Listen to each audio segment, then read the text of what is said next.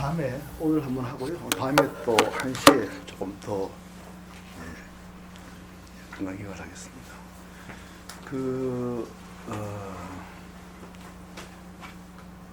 어느 시대나 항상 종교 하나의 종교가 이제 세월이 가면서 조금 이제 타락하고 본래 그 정신이 잘 이제 안 살아날 때는 조금 위로 제가 할게요. 위로 조금 올려주십시오. 할 때 늘 이제 새로운 기운을 불어넣는 그런 이제 개혁이 늘 일어나죠. 이 금강경도 바로 이제 제가 지난 시간에 이게 소리가 지난 시간에 말씀드렸듯이 그 불교 내에서 보살승이라는 거를 내세운 사람들이 소리가 많이 나요. 네, 그래서 좀 더 올릴까 이거를? 이거 네, 더 올려? 그걸 좀 올려주세요. 보살 잘 들리세요? 네. 보살성을 내세운 사람들이 이제 그 불교를 개혁을 하려고 했던 거죠. 이런 개혁적인 세력이 있기 때문에 불교가 이제 살아나는 겁니다. 우리나라에도 1920년대에 그 기독교가 많이 들어왔어요. 20년대 그 일제 때 많이 들어왔죠. 불교. 기독교 이제 서양에서 들어왔는데 그때 서양의 그 기독교 선교사들 평균 연령이 20세입니다. 그러니까 막 신학대학 나온 사람들 그런 사람들이 와서 기독교를 전파했던 거죠. 그러나서 1940년대에서 60년대에 서서히 그 20대 그 서양 선교사한테 의지하지 않고 우리 고대에 내려오는 불교라든지 또 유학이라 이런 깊은 관점에서 기독교를 다시 받아들이는 그런 운동이 일어났습니다. 사실 20대에 뭘 하겠습니까? 서양 선교사들이 막 신학대학 나와서. 그래서 우리나라에는 보면은 그 최흥종이라는 선생님이 계세요. 최흥종. 오방 선생인데 이분은 함 선생님이 가서 맨날 절을 하던 사람입니다. 광주에 계신 분. 이분이 광주나 이쪽에 모든 납환자의 아버지라고 해요. 그 다음에 이제 또 하나는 그 함석흥 선생의 스승인 유영모 선생.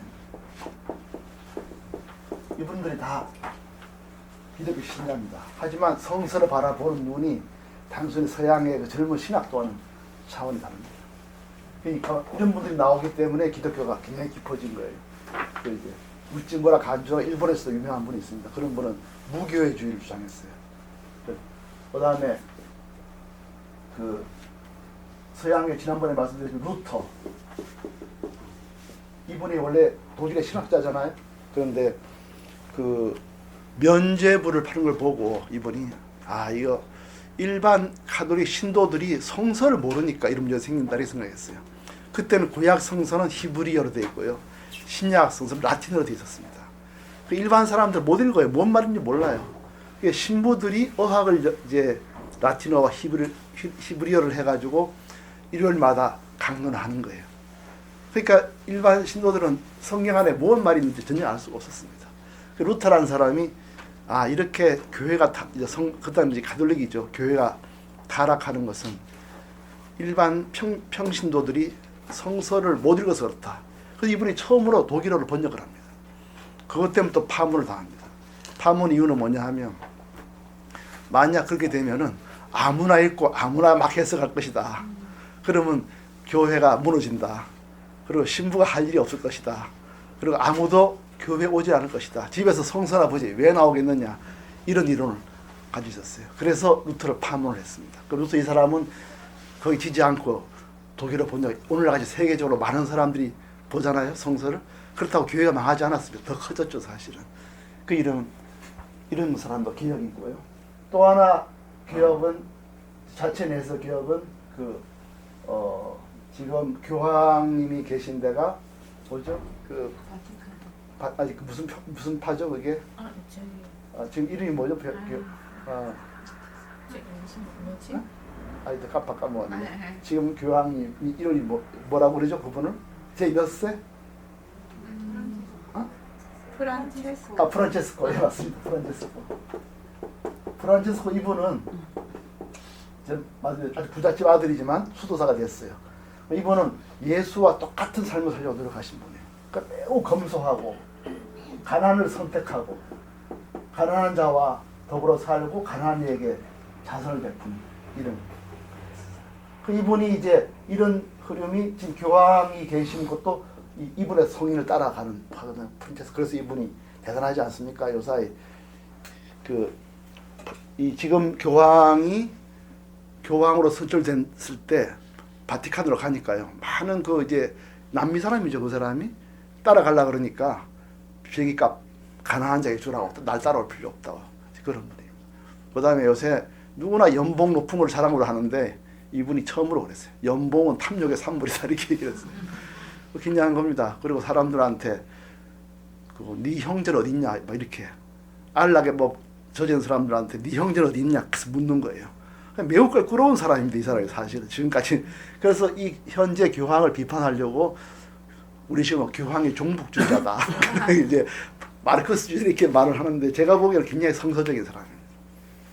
제가 이렇게 말씀드리는 거는 오늘 배우는 금강경도 바로 그런 이걸 낸 분들은 반야를 내세우는 부처님 제자들이에요. 이분이 어디서 어떻게 생긴지 우리는 모릅니다만은 금강경 읽음으로써 그분들의 투철한 그 교리의식 수행을 배울 수 있는 거예요. 그런데 우리가 물론 지금 구마라집의 번역을 보지만 구마라집 번역의 가장 제 나름대로 제가 한스럽게 생각하는 거는 그걸 빼먹은 겁니다. 원래 이 금강경이 뭐였죠? 바즈라 몇 번째? 바즈라, 체디카, 그죠? 체디카, 프라주나, 바라미타, 수트라. 금강저로, 그죠? 금강저라는 무기로 번개를 치는 무기로 끊어버리는 모든 어리석은 망상을 끊어버리는 프라즈나는 반야죠. 이게 음사, 이거 프라즈나를 한문으로 반야라고 음사한 거죠. 바람이 경. 그래 금강경이 기존 승단의 신도들과 출가자들의 망상을 깨는 경이거든. 자체 개혁하는 이렇게 프란체스코처럼 예수를 따르겠다고 해서 그걸 끊은 거예요.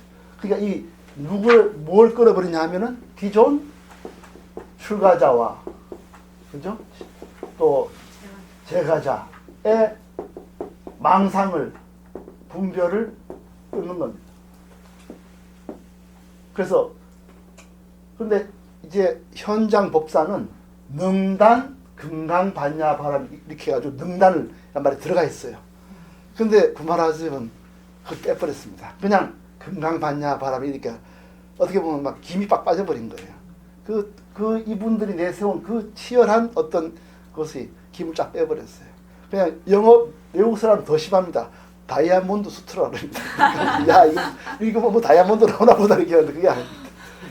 무기 이걸 빼먹었어요. 그냥 금강 반야 바람. 사실은 능단 금강 반야 바람 이렇게 해야 이 금강경 낸 그분들의 뜻에 부합한 겁니다. 이 금강경을 낸 분들은 자신이 뭐라 그러냐면은 보살승이라고 그랬어요. 보살승. 보살의 수레다 이런 말이에요. 승자가 수레입니다. 과거의 스님들, 과거의 그거는 성문 영각승이라고 그래요. 자기들은 성문, 이 출가자를 성문이라 소리를 갖고서 계속 정했으니까요. 연각은 꼭 출가를 하든 안 하든 12연기를 보고 등반한 사람들.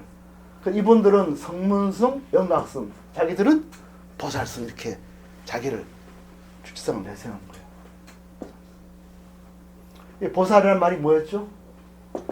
부처님이라는 뜻입니다. 이게 사실은 부처님 당신을 부처 되기 전에는 보살이라고 했어요. 딱 그렇게밖에 딴 데는 쓰질 않았어요. 이거는 뭐냐? 부처님 승이다 이런 말 실제 말하면. 근데 어떤 승이냐? 부처님이 부처 되기까지 걸었던 구도자의 길을 나도 걷겠다 이겁니다. 그래서 이게 그래서 이 보살은 깨달음의 뜻을 둔 사람, 그렇게 뜻을 말씀드렸죠. 깨달음의 뜻을 둔 사람. 한문으로는 각유정. 아까 말씀드렸죠. 각유정. 각유정. 그러니까 이 금강경을 내세우는 분들은 대승불교에서 부처님의 구도자의 길을 그대로 걷는 나는 파다 이렇게 얘기를 했어요. 마치 프란체스코가 나는 예수님의 길을 걷겠다고 똑같은. 그래서 그 다음에 두 가지 의미가 있습니다. 이 금강경에. 그러면 도대체 보살이란 그 의미가 뭐냐는 거죠. 우리는 많은 뜻을 알고 있어요. 깨달음을 구하는 사람. 근데 이게 뭘 의미하냐는 거예요. 부처님이 이 길을 걸 때 어떻게 살았냐를 우리 알아야 됩니다. 그게 뭐냐. 첫째로 부처님이 보살이었을 때 가장 큰 특징이 삼업청정입니다. 이거 이제 분명히 우리 알아야 돼요. 삼업청정. 삼업은 뭐죠? 신, 구, 의. 부처님 되기 전에 수행할 때는 굉장히 아시겠지만 시세가 없는 사람입니다. 요새 말하면 보통 닦는 사람 중에 한 사람이었어요. 가장 큰 게 뭐냐 하면 먹는 거, 자는 거, 그리고 아플 때 약, 상비약 이거를 받을 수가 없어요. 너무 그 평범한 사람들이 거지하고 구분이 안 됩니다. 그래서 그 수행자를 비구라 그랬어요. 비구가 원래 베거와 같은 말입니다. 거지, 얻어먹는 사람, 탁발자, 말이 좋아 탁발자, 거지예요. 그러니까 부처님의 이 의미는 뭐냐면 그 당시에 일반 수행자들은 어떻게 보고 살았느냐. 몸으로는 많이 훔쳐먹었습니다. 훔쳐먹고 그 다음에 주로 점쳐주고 또 부잣집 가서 약간 공갈치고 너 그 집에 뭐 삼재가 끼었네 이래가지고 이제 그럼 어떻게 해야 됩니까? 그럼 내가 주문을 가르쳐줄게. 그래서 돈을 받고 실제 그랬습니다. 입으로는 이제 거짓말을 많이 하고 다니고요. 생각으로는 남에게 뺏어 먹을 생각을 하고 그 다음에 자기들 수행자끼리 또 경쟁을 많이 했어요. 나는 잘났다. 너가 선생은 형편없다. 이게 심했습니다.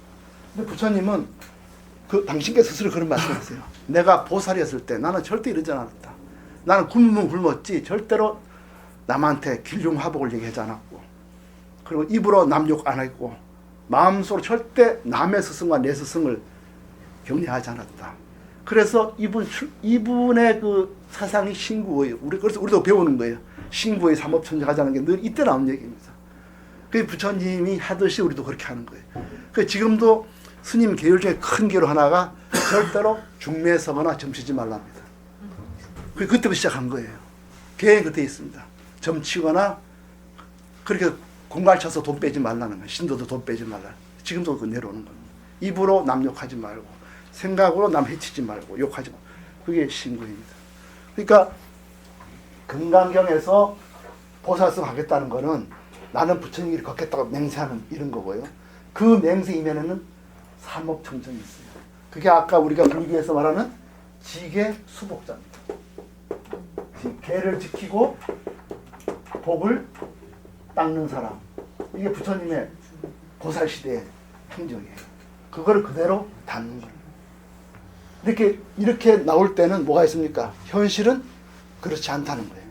그러니까 출가자와 재가자가 어떤 망상 분별을 가지냐 하면은 깨달음을 구하지 않고 내가 이렇게 복을 짓고 많은 재물을 바치면 다음 생에 내가 이렇게 바치는 사람 나하고 나라는 관념, 그 다음에 나한테 받은 중생이라는 관념. 중생이 뭐죠? 그러니까 복전입니다. 나한테 복 짓는 복전이라는 거예요. 말이 됩니까?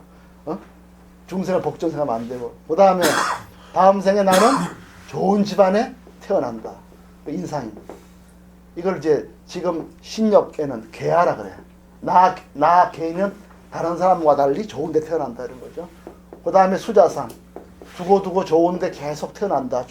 나는 나의 영혼이 중간에 안 꺼지고 짐승도 태어나자고 좋은데 계속 윤회해서 부처님이 되든지 아니 뭐 전륜성왕이 되든지 이렇게 됩니다. 이 속에는 아까 말씀드렸듯이 이 금강령의 이 제자들이 보기에는 일로 가는 거는 깨달음이 아닌 거예요. 자기들이 알긴 깨달음은 뭐냐? 해탈입니다. 생사. 세상의 실상을 보고 해탈을 하는 거예요. 무명무화를.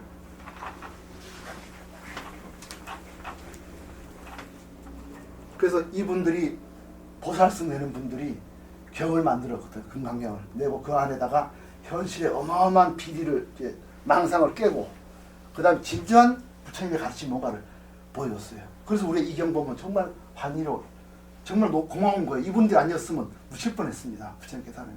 선생님 잠깐 질문 네. 좀 드려도 되겠습니까? 예. 네.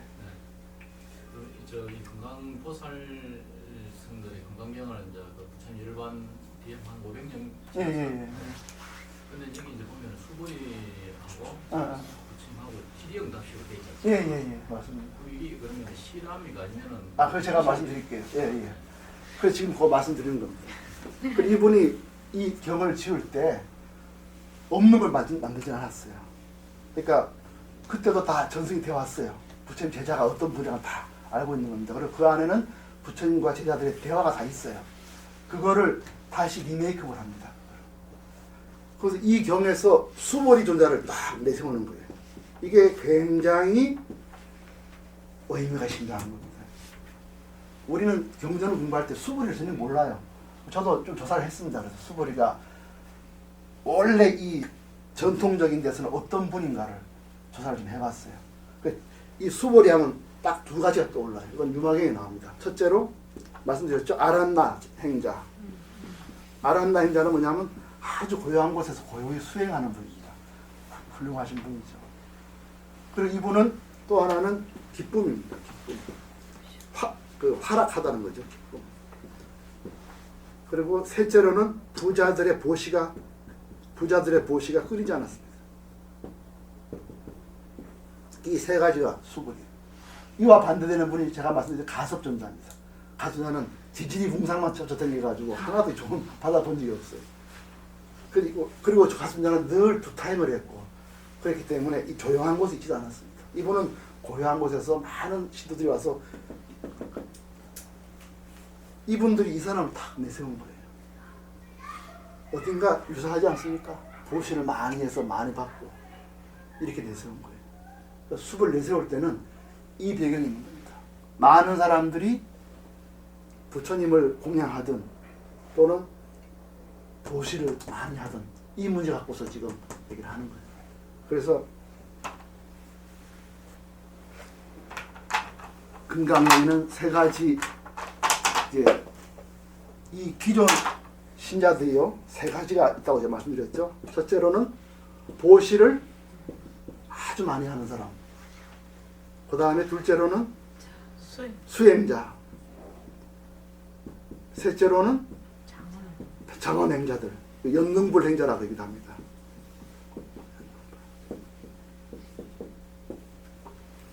이 수보를 내세운 거는 가장 이 문제하고 연관되어 있다고 생각하기 때문입니다. 이분 나쁜 사람이라는 생각 말이 아니에요.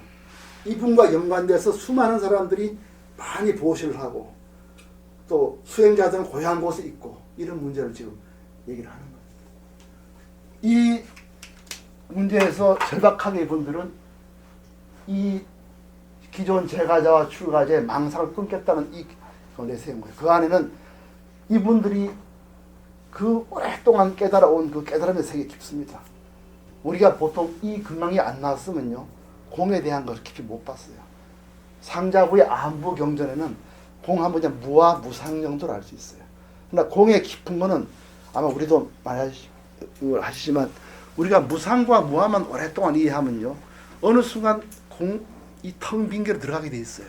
그러니까 굉장히 우리는 이제 늘 익히지.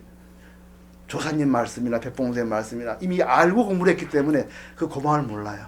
그러나 이 금강경을 보면은 공이란 말이 하나도 안 나옵니다. 금강경에는 공자 하나도 없어요. 모든 경전은 다 공입니다. 반야신경도 공적 시세 색조시가 어느 경치고 공이 안 나오는 게 없어요.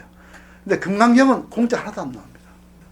안 나오면서 우리에게 그 깊은 세계 열어주는 거예요. 그래서 금강경을 대승에서 가장 먼저 낸 경이 아닌가 그런 생각을 해요. 그래서 처음에 뭐라고 경에 시작했냐면은 수보리 존자가 나와서 대화를 합니다. 그러면서 부처님이 진짜 그 뜻을 가지고 잘 보호하시 섭수하는 분은 보살입니다 이렇게 얘기를 해요.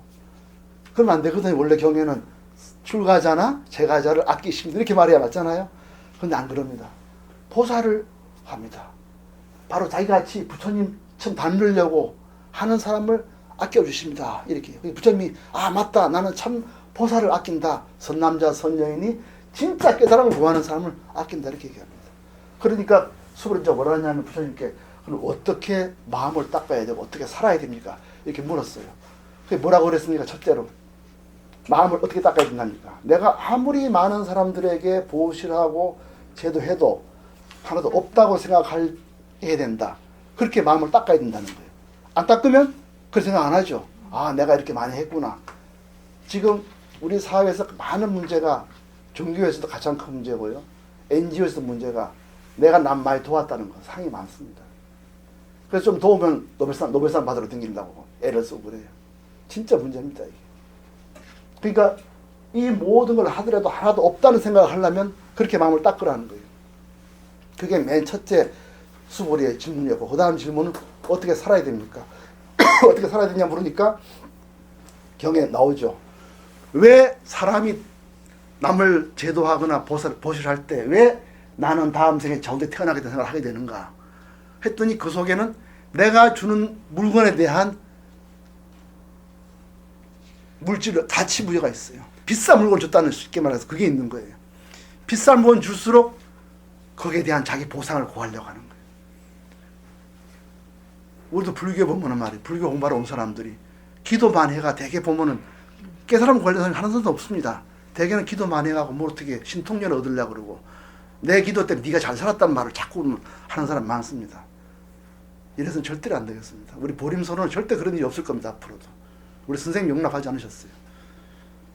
그래서 그 색수상행식이나 색성향미 촉법에 대한 문제를 그전에서는 내 몸 놓는 방편으로 생각했어요. 그런데 금강경에서 처음으로 주는 문제입니다. 보시. 보시할 때 주는 것에 대한 값을 네가 의도하면 이렇게 될 것이다. 그래서 절대로 남을 줄 때 빛깔, 소리, 냄새, 맛에 몸을 집착하지 말고 줘라. 그것이 어떻게 살아야 하는 데 대한 답을 했어요. 그게 이제 금강경 처음에 두 챕터 이렇게 흘렀습니다.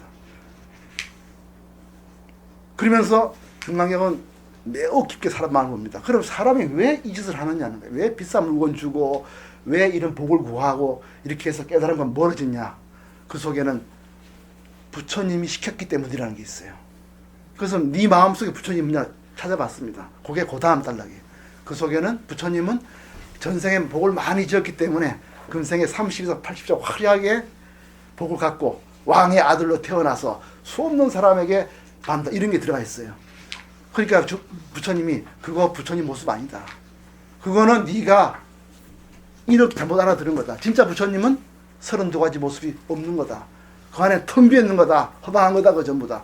이렇게 얘기하니까 수보리 그 존자가 너무 충격을 받은 거예요. 그래서 그렇게 말씀하시면 과연 후세 사람들이 부처님 가르침을 믿을 수 있을까요? 이렇게 왔습니다. 그러니까 부처님이 복을 닦고 계를 지키는 사람은 내 말 믿을 것이다. 진정한 부처는 법성이 비어있는 도를 깨달은 사람이다. 그러니까 부처를 볼 때 겉으로 화려한 모습 보는 게 아니라 그 속에서 법성이 빈 걸 보는 사람이 진정 부처다 이렇게 얘기해요. 그 다음에 어떻게 됩니까? 그래서 이제 부처님이 그랬습니다. 법이란 게 뭐냐? 부처님 법을 빙자해서 내가 복받았다고 생각하면 그거는 비유일 뿐이다. 방편이다. 공부를 시켜주려고 뗏목을 가져온 데 불과하다. 그게 법에 집착하지 마라. 그렇다고 해서 법 아닌 거에 집착하지 마라. 법 아닌 거는 아예 공부 안 한 상태입니다. 탐진치. 거기도 하지 말라. 그래서 그 다음 주제가 뭐냐면 그럼 부처님 법은 뭐가 진정한 법이냐. 이걸 이제 시작했어요. 이게 이제 다입니다. 이처럼 금강경은 처음부터 끝까지 이 기존에 수행한다는 사람, 나는 부처님 법을 잘 지킨다는 사람, 그 사람의 마음속을 꿰뚫어 들어가서 그 속에 있는 실체가 무엇인지, 그 속에 어떤 망념이 있는지를 다 흔들어서 어떻게 보면 내발라 놓는 겁니다. 그토록 이 금강경을 내는 이 보살성들이요, 굉장히 사람 마음에 깊숙합니다. 그리고 투철합니다. 깨달음에 대해서. 이제 지난 시간 이후에 이제 그 대목을 공부를 하겠습니다. 이 아까 보였죠? 17쪽을 열어줘. 17쪽 열어보시면요 이렇게 되어 있습니다. 거리기에 열에는 늘 설했다. 너희 비구들이여 나의 설법은 뗏목과 같은 줄 알아라. 법도 버려야 하거늘 하물며 비법이랴. 법도 버려야 되지만 법을 버렸다 그래서 그럼 비법으로 가면 되겠습니까? 이런 말도 아니라는 거죠. 그 다음에 이제 얘기가 시작되는 겁니다. 처음에는 뭘 얘기했죠? 열애가 뭐냐 따졌어요. 네 마음에 있는 부처가 뭐냐 알고 보니까 완전한 기복을 가지고 있는 거예요. 그래서 열애를 대한 것을 우리 얘기했습니다. 30 이상이 없어야 진짜 열애다. 그 다음 뭐죠? 진정하라 부처님의 가르침이 뭐냐 이걸 지금 시작합니다. 수보리요 그대 생각은 어떠한가? 열애가 가장 높고 바른 깨달음 얻었는가? 물어봐요. 그리고 당연하죠. 열애가 문제는 그거에 있습니다. 모든 법은 뭐가 기준입니까? 깨달음이 기준이에요. 무상정득 정각입니다.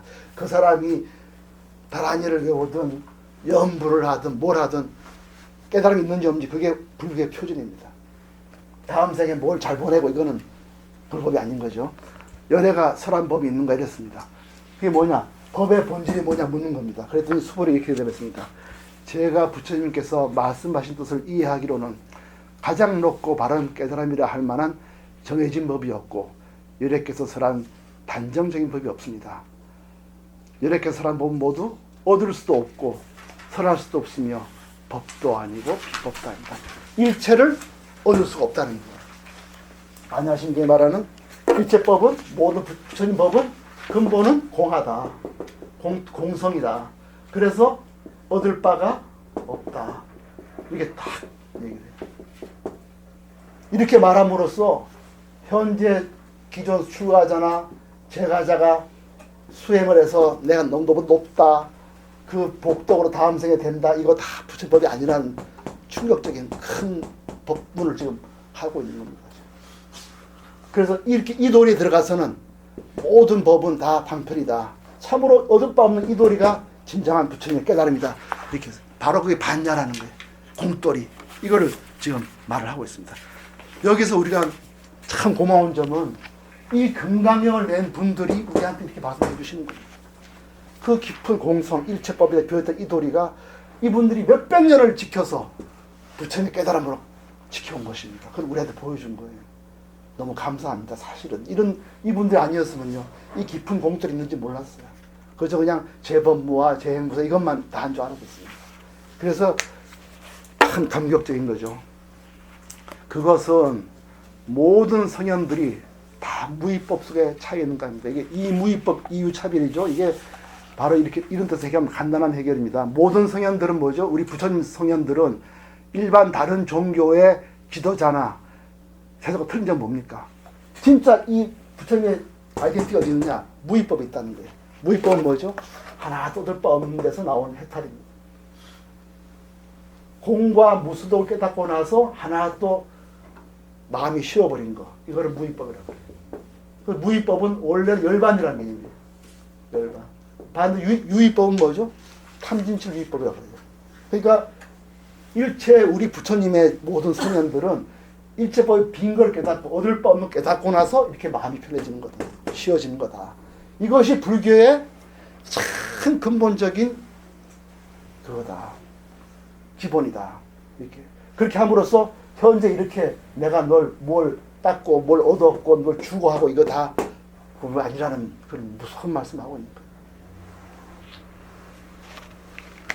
그래서 지금부터 이제 그 현실을 말하고 있어요. 만약에 수벌이 어떤 사람이 큰 보물, 여기 나오죠? 이 수벌에 대해 많은 부자들이 낸 물건이죠. 어떤 사람들이 삼천대천 세계에 칠보를 가득 채워 보시한다면 복이 많겠는가? 많습니다. 부처님 그랬거든요. 그렇게 많이 보시면 복 받는다 그랬어요. 하늘나라에 태어난다. 그러나 본질은 뭡니까?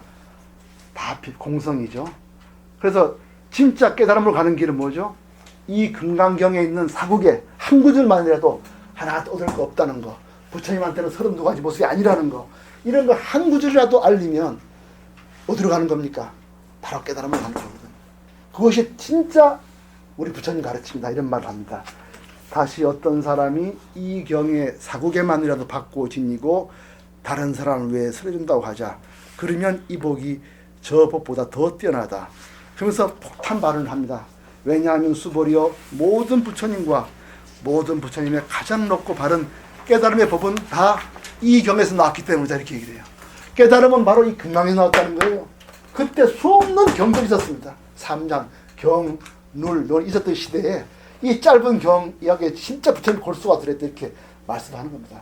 그 강한 프라이드와 그 강한 열정과 그 강한 수행의 그 자존감 생각해 보십시오.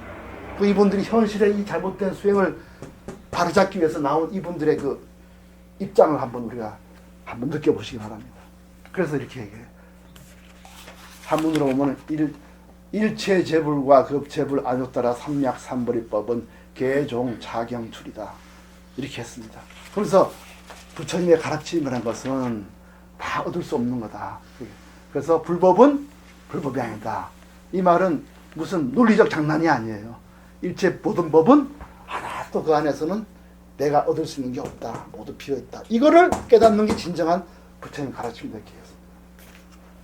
이렇게 해서 맨 처음에 보시를 통해서 점점 이 망상과 분별로 가는 것을 깼습니다. 그걸 깨기 위해서 수보리라 가장 많은 값진 보시를 받는 수보리 전자를 내세웠던 거예요. 그 두 번째는 어디로 가야 되겠습니까? 아란나행자. 수 없는 수행을 해가 나는 수다원이다. 수다원은 수행을 해서 7번 환생해서 열반하는 사람. 그 다음에 사다함은 한 번 왔다가 해탈하는 사람. 아나함은 죽으면 저쪽에서 해탈하고 이쪽 오지 않는 사람. 아라하는 쪽에서 해탈 이렇게든 이런 아란나행자. 여기에 대해서 한마디 합니다. 이제. 그래서 그 다음에 이렇게 나와요. 수보리여 그대 생각 어떠한가. 수다원이 나는 수다원을 어떻다고 생각하는가. 갑자기 이렇게 하는 이유는 딴 게 없습니다. 보시 제가자를 일단은 정신없이 차리게 한 다음에 이렇게 번쩍 체니카로 친 다음에 이제 가는 거예요. 수행자한테. 그럼 이제부터 수행자한테 어떻게 말을 했나 보겠습니다. 수다원이 나는 수다원을 얻었다고 생각하겠는가? 그러죠. 대부분 이렇게 싸웁니다. 나는 뭘 얻었다. 나는 뭐다. 수불에 대답했습니다. 아닙니다. 세존이시여. 왜냐하면 수다원은 성자의 흐름에 든 이제 첫 이제 그거죠. 그건 임유라 그럽니다. 성자의 흐름에 든 사람, 들어갈 입자에 성인의 흐름이라는 류, 성인에 처음 들어갔다는 멤버가 됐다는 거죠. 들어간 곳이 그러나 일체가 얻을 게 없다는 도리에서 본다면 들어간 곳이 없으니 형색, 소리, 냄새, 맛, 감촉, 마음의 대상, 색성, 향미, 촉법에 들어가지 않는 것을 진정한 수다원이라고 합니다. 내가 만약 뭘 얻었다고 한다면 근본 부처님 법에서는 어긋난 겁니다. 참으로 근본 법들을 아는 사람은 그렇게 말하지 않습니다. 이렇게 했어요. 그럼 그 다음부터 같습니다. 사다함과가 나는 사다함을 얻었다고 하겠느냐. 그러니까 이제 수불이 그렇습니다. 사다함은 한 번 돌아온다. 죽어서 저 세상에 태어났다가 다시 여기 와서 여기 해탈할 정도로 그렇게 수행이 된 사람이라는 거죠. 하지만 돌아옴이 없다. 그 속에는 하나도 얻을 게 없는 것이다. 그렇기 때문에 그렇게 해서 깨달았기 때문에 무위법이 든 거거든요. 그래서 돌아옴이 없는 걸 사담이라 합니다. 또 하나 물어요. 하나하나 묻습니다. 아나함은 나는 아나함을 얻었다고 생각하느냐. 그러니까 부처님께 수보리가 말씀해줘. 세존이시여 아나함은 다시 여기 이 세상에 오지 않고 저 세상에서 해탈한다고 하늘나라에서 해탈한다 하지만은 되돌아올 것이 없으므로 이름 뿌린 아나함입니다. 이랬어요. 그럼 수보리 어디 생각 어떠한가? 아라하니 나는 아라한의 경지를 얻었다고 생각하느냐? 이게 누구죠? 수보리를 가리키는 말입니다. 그때 수보리가 뭐라 했습니까? 세존이시여 실제 아라한이라고 할 만한 법이 없습니다. 일체법은 다 말할 수도 없고 얻을 수 없는 이 자리기 빈성이기 때문에 아라한이라고 할 만한 법이 없습니다. 그렇게 알아야 그게 아라한이라는 거죠. 세존이시여 아라한이 나는 아라한의 경지를 얻었다고 생각한다면 바로 나는 아상, 중생상, 수자상, 영혼에 집착하는 것입니다. 내가 있으니까 다음 생에 또 나는 아라한이 뭐가 되겠다 이렇게 된다는 거죠. 그래서 나오는 게 이겁니다. 이런 의식에 묶여가지고 수행하면은 뭐가 나옵니까? 다들 싸움을 합니다. 이건 역사적 경험이에요. 성단대에 늘 싸웁니다. 어깨제기, 키제기. 우리 보림선원에 한 분이 국선도 사범이 계세요. 그분은 굉장히 유명하신 분인데 옛날에 청산 선생의 제자예요. 그분이 우리 보림선에 한때 오래 나오셨습니다. 근데 그랬습니다. 아니 그런 청산도 그런 데 굉장한데 왜 나오십니까? 그러니까 여기 들어가 보면은 닦은 사람끼리 그렇게 키재기를 한대요, 서로가. 그래서 아 이건 아니다 싶어서 불법에 들어와서 공부를 한다는 거예요. 마찬가지 불교에도 마찬가지입니다. 그래서 이렇게 했습니다. 부처님 세존이시여, 부처님께 저를 다툼 없는 삼매를 얻은 사람 가운데 제일이고 욕망을 여인 제력하는 아라라고 말씀하셨습니다. 무쟁삼매라 그러죠. 무쟁삼매 어려운 말이 아닙니다. 바로 내가 뭘 얻었다 하면은 싸우게 돼 있어요. 그래서 진짜 안 싸우는 사람이 진정한 나라한이라는 거죠. 그래서 저는 다툼 없는 삼매를 얻은 사람이고 욕망을 여인, 내가 뭘 얻었다 하는 욕망을 여인 아라한이라고 부처님께서 저를 칭찬하셨습니다. 부처님께 왜 칭찬하셨습니까? 저는 사실 욕망을 여인 아라한이라고 생각하지 않기 때문입니다. 세존이시여, 제가 만약 내가 아라한 경지를 얻었다고 한다면 세존께서 절대 나를 보고 아라한이라 하지 않을 것입니다. 수보리는 고요한 행을 즐긴다. 수보리는 고요한 행을 즐기는 것이 없으므로 정말 고요하다. 이렇게 저를 좋게 평하지 않았을 것입니다. 이렇게 말을 해요. 여기에 뭐가 있습니까? 이렇게 내가 얻었다고 하는 그 수행자의 성이 있으면 반드시 싸움을 한다는 거예요. 그게 오늘 우리 수행자의 현실이기도 합니다. 이걸 날카롭게 사람 마음을 뚫어서 그 속에 이걸 파헤친 사람이 바로 이 금강 보살승 제자들이세요. 이런 말을 하는 분들은 반드시 파문을 당하게 되었습니다. 루터라는 사람이 파문을 당했듯이 이분들은 아마 당시 불교계에서 아마 조금 살기 힘들었을 거라고 저는 생각합니다. 그 얘기 나옵니다. 자, 이제 수행자에 대해서 이 공돌이로 그분의 마음속을 흔들어서 분별망상을 통로를 시켰습니다. 그 다음 어디로 가야 되겠습니까? 연능불로 갑니다. 이제.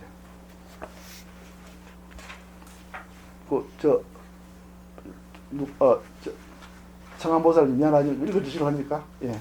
자, 부처님께 수보리에게 말씀, 읽으세요. 부처님께서 수보리에게 말씀하셨습니다. 그대 생각은 어떠한가? 열애가 옛적에 연동 부처님 처소에서 법을 얻은 것이 있는가? 없습니다, 세존이시여. 열애께서 연동 부처님 처소에서 실제로 법을 얻은 것이 없습니다. 이게 또 말이 안 되는 소리입니다. 그때 사람들은 다 연능불 하는 행자가 많았어요. 그 뭐냐, 부처님 전생에 청년 바라문이었어요. 만화빠라고, 만화빠. 그 청년 바라문이라는 뜻입니다. 청년 바라문이 산에서 그 바라문 스승한테 공부를 하고 나서 월사금을 줘야 되는데, 항상 이 바라문교는 월사금을 줘야 돼, 스승한테. 줘야 되는데 없으니까 마을에 내려왔어요. 마을에 가보니 거기서 누굴 만나? 연능불을 만납니다. 그 장면이 너무 아름답습니다. 영무 부처님이 성에 들어오니까 왕부터 다 나가서 부처님께 다 절을 하고 꽃을 바치고 그야말로 하늘의 풍악소리 울리고 그게 뭐 이루해야해서 호화롭습니다. 그게 아마 그 당시 연능 부처님 모신 사람들이 그렇게 화롭게 절을 장엄했나 봐요. 그러니까 이분도 이 바라문 청년 이 환심을 내고 나도 좀 하고 싶다 이렇게 해서 한 거거든요. 그래서 이분이 머리를 풀어가지고 부처님이 걸을 때 앞에 지능이 있어요. 그래서 이분이 머리를 풀어서 땅에다 엎어집니다. 부처님께 건너시라. 그러니까 있는 부처님이 그 머리를 풀어 지금 밟고 건너가면서 그대가 정말 부처님께 존중하고 깨달음의 마음을 내니 기특하다. 그대는 만화빠여 청년 바라문이여 그대는 다음 생에 반드시 이 공도로 부처가 되어서 이름을 서가모니라 하리라 이렇게 수기를 받습니다. 바로 그 얘기. 근데 아니라는 거예요, 여기서. 네? 아니라는 겁니다, 그게. 다 읽어봅시다. 수보리여, 그대 생각은 어떠한가? 보살이 불국토를 아름답게 꾸미는가? 아닙니다, 세존이시여. 왜냐하면 불국토를 아름답게 꾸민다는 것은 아름답게 꾸미는 것이 아니므로 아름답게 꾸민다고 말하기 때문에. 왜 그렇습니까? 일체법이 얻을 수 없고 만질 수 없고 얻을 수도 없고 잡을 수 없기 때문에 이렇게 말을 하는 겁니다.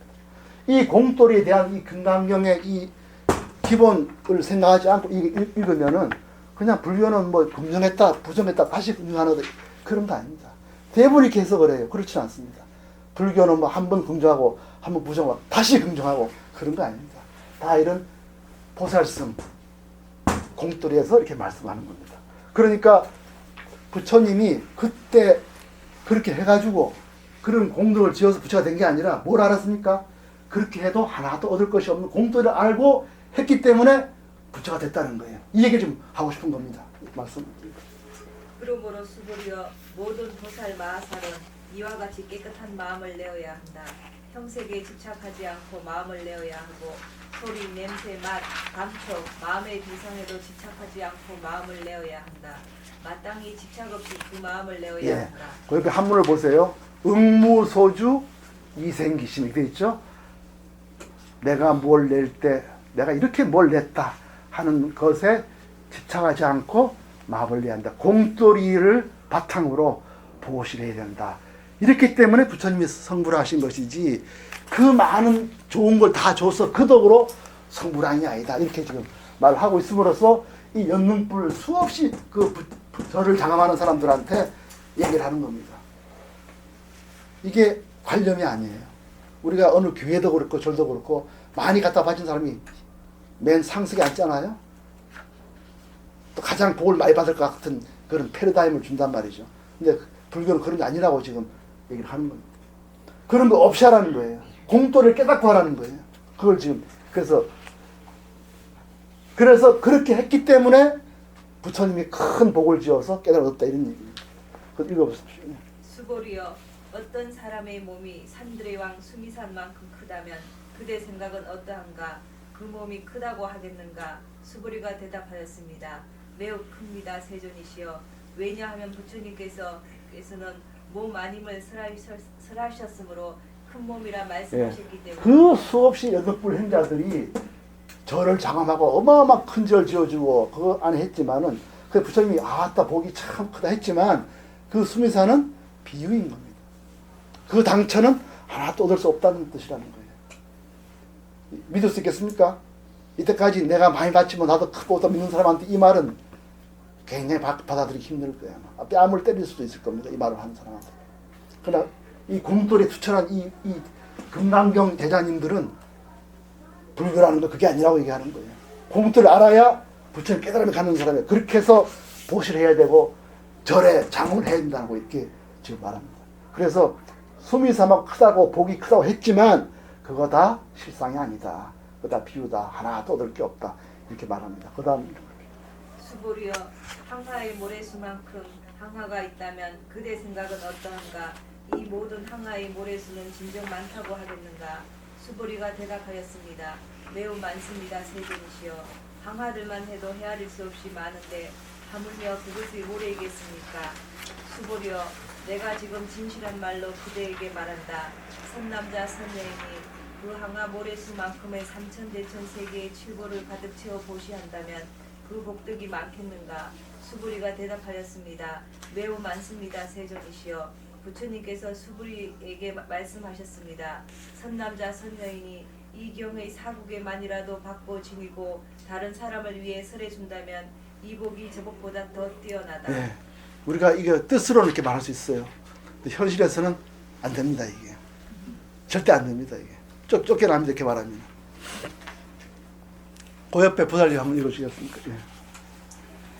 예. 또한 수보리여. 또한 수고리여 이 경의 사국에만이라도 설해지는 곳곳마다 어디든지 모든 세상의 천신, 인간, 아수라가 마땅히 공양을 부처님의 참여이니 알아야 한다. 하물며 이 경 전체를 받고 지니고 읽고 외우는 사람이랴. 수고리여 이 사람은 가장 높고 가장 경이로운 법을 성취할 것임을 알아야 한다. 이와 같이 경전이 있는 곳은 부처님과 존경받는 제자들이 계시는 곳이다. 그래서 폭탄선을 합니다. 바로 이렇게 그 많은 거 다 공돌이 모르면 다 헛거다 하고 이 말은 이경이 있는 곳이 부처님 있는 곳이라고 얘기하는 거예요. 이경이 있는 곳이. 이거 없는 거, 이 정신이 없는 거 다 그거 다 저 무당집이라고 얘기를 하는 거예요. 그러니까 나중에 나옵니다. 이경 읽다가 남한테 경렬과 천대를 받는다는 말 나옵니다.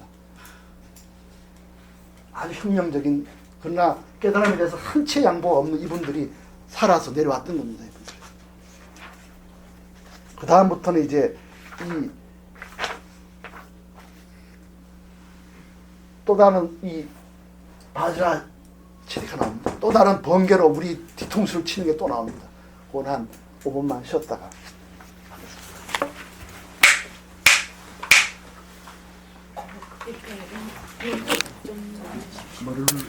요